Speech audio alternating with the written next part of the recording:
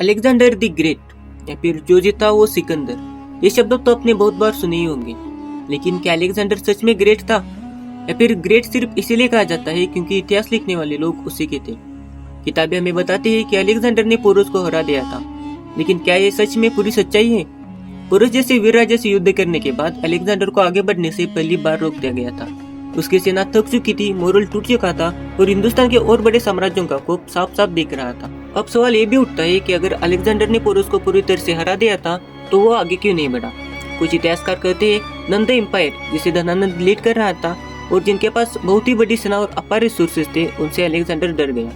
तो अब बात ये भी है, जो व्यक्ति युद्ध जीत कर भी आगे बढ़ने की हिम्मत ना कर सके या फिर दूसरे राजा से डर कर पीछे हट जाए, क्या उसे हम सच में ग्रेट कर सकते हैं?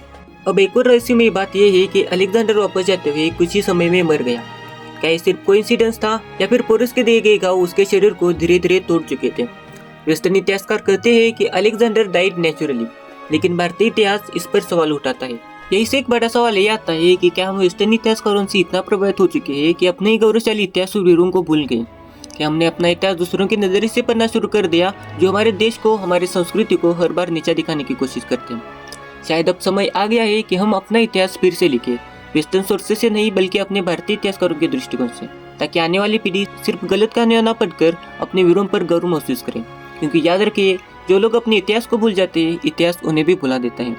चाहे हिस्ट्री में अलेक्जेंडर को ग्रेट कहा गया हो या पोरस ने उसे हरा दिया हो, एक बात तो पक्की है, हमारी धरती और हमारी शौर्य की कहानियां हमेशा अमर रहेगी।